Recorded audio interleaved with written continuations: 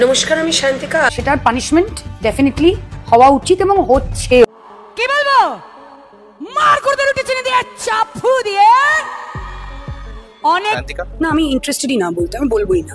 মমতা বন্দ্যোপাধ্যায় চতুর্থবারের জন্য মুখ্যমন্ত্রী হচ্ছেন এবং বরানগরে যদি এটা ওই গাছটাকেও দাঁড় করে দেওয়া হয়, সেও তৃণমূল কংগ্রেসের সিম্বলে জিতবে। দর্শক, মমতা ব্যানার্জি অভিনয় শিল্পীদেরকে এমন ভাবে রাজনীতিকরণ করেছেন যে কোনো অভিনয় শিল্পী এখন তাকে নিয়ে কথা বলা বাদ দিচ্ছেন না।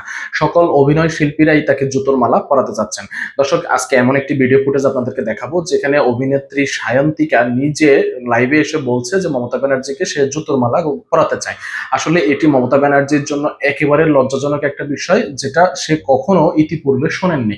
অভিনেত্রী সায়ন্তিকা কেন মমতা ব্যানার্জিকে জুতোর মালা পরাতে চান, আমরা এখন সরাসরি তার মুখ থেকে শুনবো। আমি আশা করব সম্পূর্ণ ভিডিও জুড়ে আপনি সঙ্গেই থাকবেন এবং আপনি আমাদের এই চ্যানেলে নতুন হলে সাবস্ক্রাইব করবেন। চলুন দেখে নেওয়া যাক।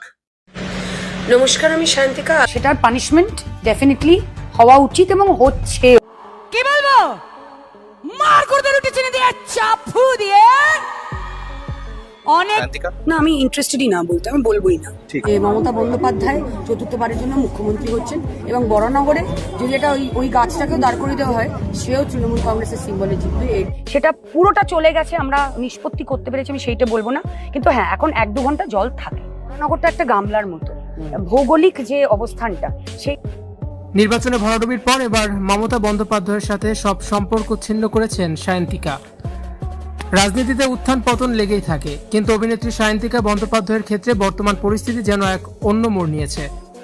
বরানগর বিধানসভা উপনির্বাচনের আগে যাকে তৃণমূলের একনিষ্ঠ সৈনিক হিসেবে দেখা গিয়েছে, ভোটের ফলাফলের পর তার সুর এখন সম্পূর্ণ ভিন্ন। রাজনৈতিক মহলে গুঞ্জন মমতা বন্দ্যোপাধ্যায়ের সঙ্গে সব সম্পর্ক চুকিয়ে ফেলেছেন সায়ন্তিকা।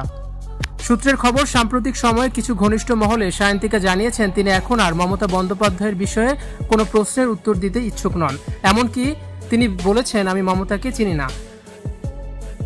নির্বাচনের আগে যে সায়ন্তিকাকে মমতা বন্দ্যোপাধ্যায়ের গুণগানে পঞ্চমুখ হতে দেখা যেত, হারের পর তার এই ইউটার্ন সবাইকে অবাক করে দিয়েছে।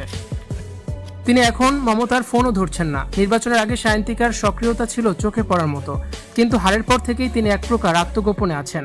অভিযোগ উঠেছে, দলের শীর্ষ নেতৃত্বের ফোনও তিনি ধরছেন না। এমনকি তৃণমূল নেত্রী মমতা বন্দ্যোপাধ্যায়ের সঙ্গে তার কোনো যোগাযোগ নেই বলে জানা যাচ্ছে। এরই মধ্যে তিনি তার সোশ্যাল মিডিয়ার অ্যাকাউন্টটি বন্ধ করে দিয়েছেন। সায়ন্তিকা এখন নাকি শুধু নিজের ক্যারিয়ার এবং ভবিষ্যৎ নিয়ে ভাবছেন। ভোটের আগে বড় বড় প্রতিশ্রুতি দিলেও ফলাফলের পর সেই উত্তাপ এক নিমেষে উড়ে গেছে। রাজনৈতিক বিশ্লেষকদের মতে অভিনেত্রী হয়তো বুঝতে পেরেছেন রাজনীতির ময়দানে তার জমি যতটা শক্ত ভাবা হয়েছিল ততটা নয়, তাই হয়তো আবারও রূপালী পর্দায় ফিরে যাওয়ার পরিকল্পনা করেছেন তিনি। সায়ন্তিকার এই হঠাৎ বদলে যাওয়া তৃণমূল কংগ্রেসের পক্ষ থেকে এখন কোনো আনুষ্ঠানিক বিবৃতি পাওয়া যায়নি, তবে দলের অন্দরে আলোচনা চলছে। দর্শক, নিশ্চয়ই শুনেছেন অভিনেত্রী সায়ন্তিকার ক্ষোভ আসলে কোন জায়গার মধ্যে। সে কেন মমতা বন্দ্যোপাধ্যায়কে জুতোর মালা পরাতে চায় সেটি তার নিজের মুখে বলেছে। আপনি তার সঙ্গে একমত কিনা আমাদের কমেন্টস বক্সে অবশ্যই লিখে জানাবেন। আমাদের আজকের এই ভিডিও আপনার কাছে ভালো লাগলে ভিডিওতে একটি লাইক দিবেন এবং শেয়ার করে অন্যদেরকে দেখার সুযোগ করে দিবেন। এবং আপনি আমাদের এই চ্যানেলে নতুন হলে চ্যানেলটি সাবস্ক্রাইব করার জন্য আমি আপনাদেরকে বিনীতভাবে অনুরোধ জানাই। দর্শক শ্রোতা, এরকম ভাইরাল টপিকে আমরা সবসময় ভিডিও বানাই। সবার আগে যদি আপনি পেতে চান অবশ্যই আমাদের সঙ্গে থাকুন, চ্যানেলটি সাবস্ক্রাইব করুন। ইনশাআল্লাহ সবার আগে আপনি এই ভিডিও পেয়ে যাবেন।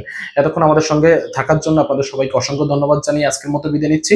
ইনশাআল্লাহ পরবর্তী ভিডিওতে আপনাদের সঙ্গে আবারও দেখা হবে। ধন্যবাদ সবাইকে।